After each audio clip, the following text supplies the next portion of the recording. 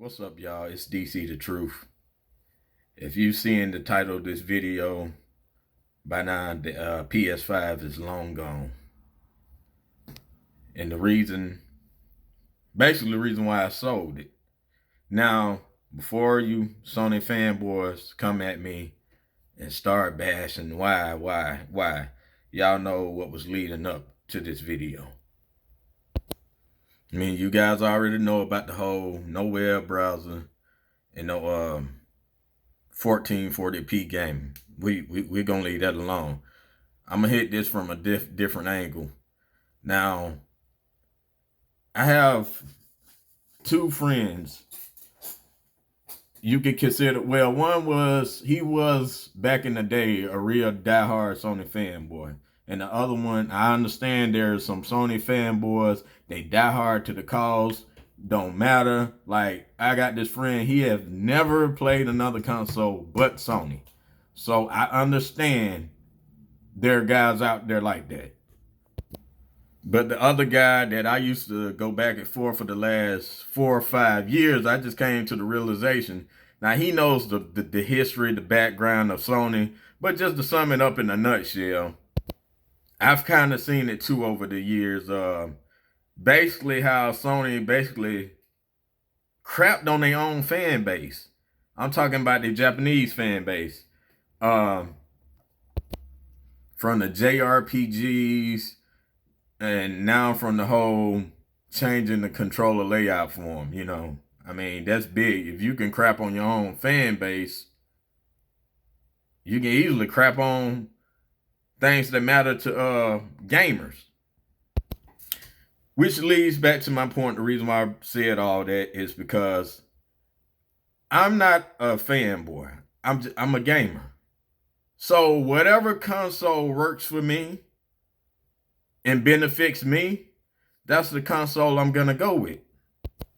For example, it's funny. I got pissed at Microsoft with the launch of the Xbox One.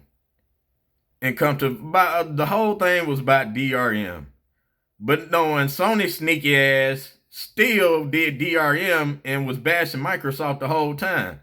Guess what we all using now? DRM. It's part of our life. We're digital now. You know, the digital consoles, all that.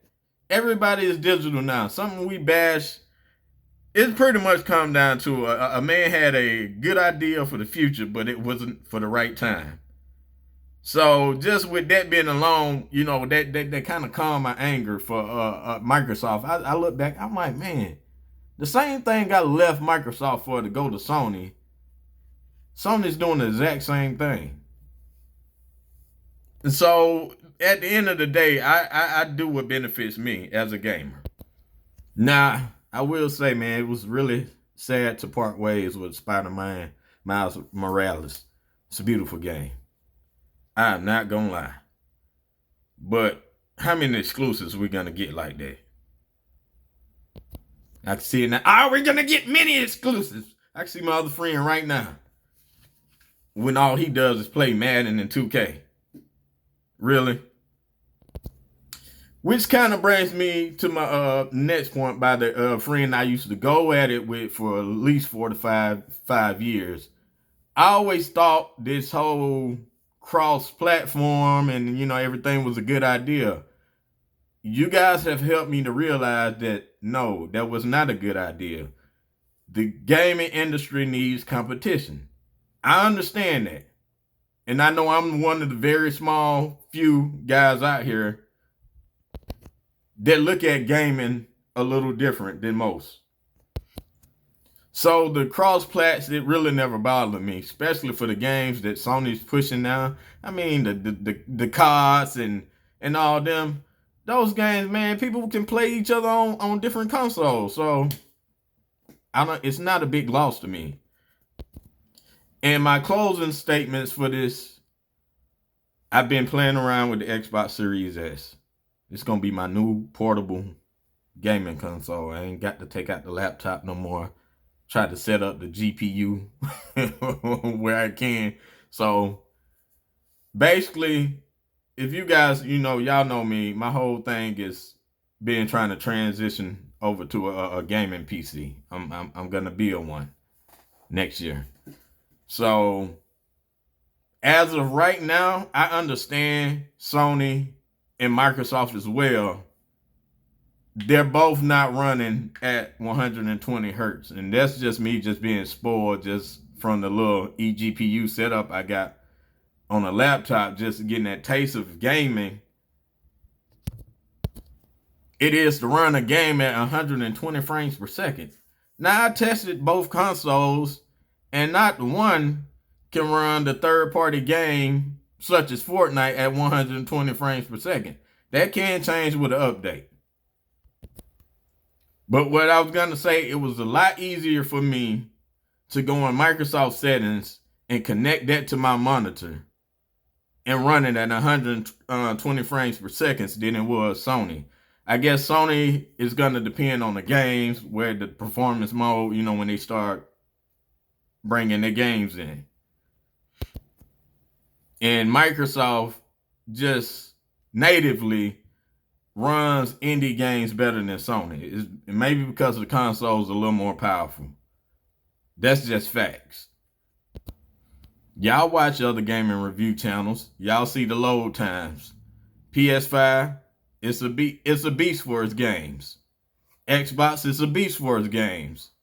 Now, when they run in the same indie games, Xbox is, I don't know, the hardware is a little better. It runs third-party games a little better. Now, if y'all made it this far, this is just my last point. Xbox Game Pass. I didn't really realize how amazing this is. I can go on the go, mobile, everything. It's a good compliment to having somebody that's going to build a gaming rig. So that's why Microsoft is going to be the better console for me.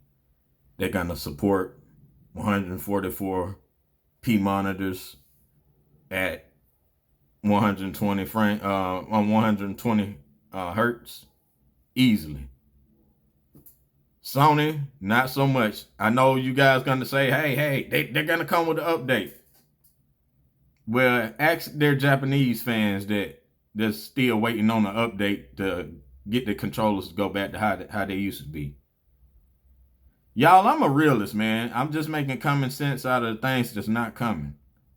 So that's my video. It's my little take. And if I didn't mention before, I got to leave because I got about 3 minutes to get some lunch, and I'll upload this in the future. All right, y'all take it easy. It's your boy DC, for real.